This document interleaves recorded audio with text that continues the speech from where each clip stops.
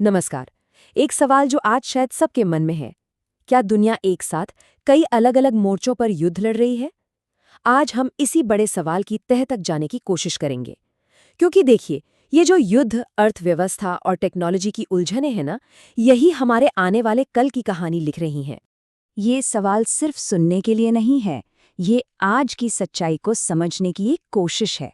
क्या हम वाकई एक ऐसे दौर में आ गए हैं जहां टकराव और अनिश्चितता ही एक तरह से नया नॉर्मल बन जाएगा? चलिए, इसे परत दर परत खोलकर समझते हैं।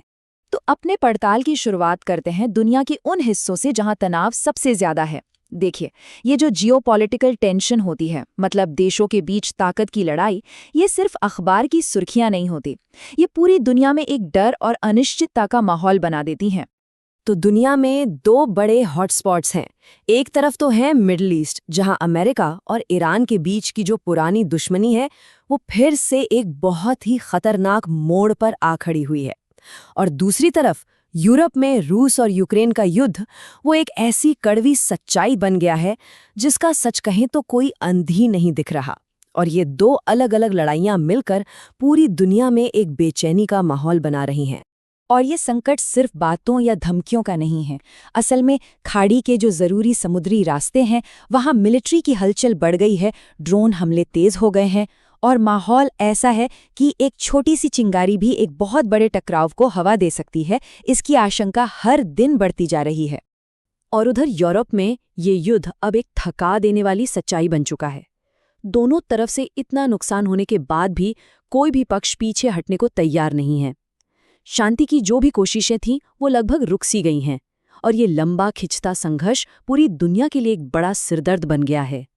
लेकिन जब दुनिया का ध्यान यूरोप और मिडिल ईस्ट में लगा हुआ है, उसी वक्त एशिया में पावर का बैलेंस बहुत तेजी से बदल रहा है। और इस पूरे बदलाव के सेंटर में है चीन। यहाँ पर मैसेज बिल्कुल साफ है। चीन अब सिर्फ एक इकोनॉमिक पावर बनके नहीं रहना चाहता, वो अपने मिलिट्री की ताकत को भी जोर शोर से बढ़ा रहा है। और ये एशिया में जो दशकों से चला आ रहा पावर बैलेंस था, उसको एक सीधी चुनौती है। चीन सिर्फ अपनी आर्मी को मॉडर्न नहीं बना रहा, बल्कि वो ताइवान के चारों तरफ बड़े बड़े मिलिट्री ड्रिल करके अपनी ताकत का एहसास भी करा रहा है।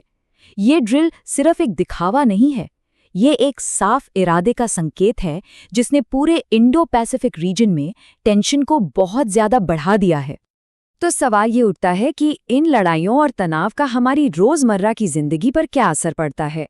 क्योंकि हर जंग की कीमत होती है, और वो कीमत सिर्फ सैनिक नहीं, बल्कि हम सब जैसे आम लोग भी चुकाते हैं।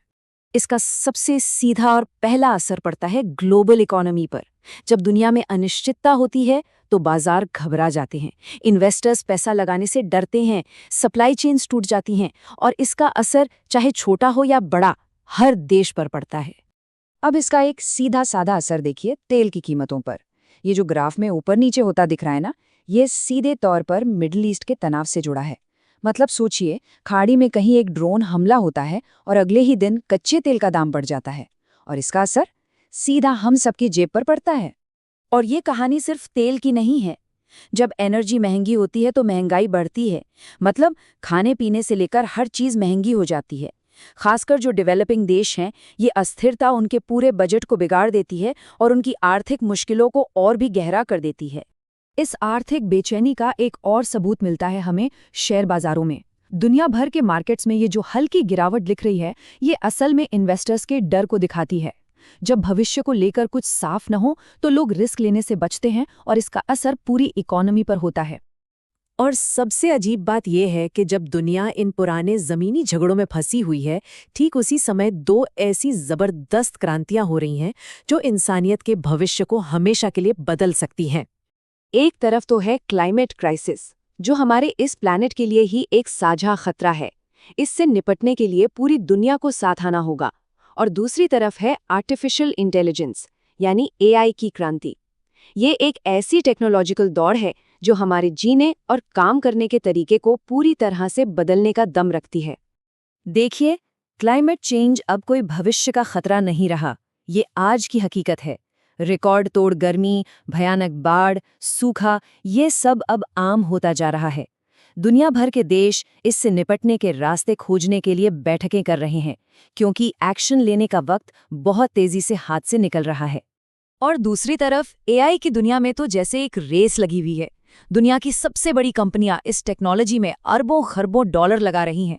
ये सिर्फ कोई नया गैजेट बनाने की बात नहीं है, ये एक नई इंडस्ट्रियल क्रांति की शुरुआत है, और कोई भी इस दौड़ में पीछे नहीं रहना चाहता।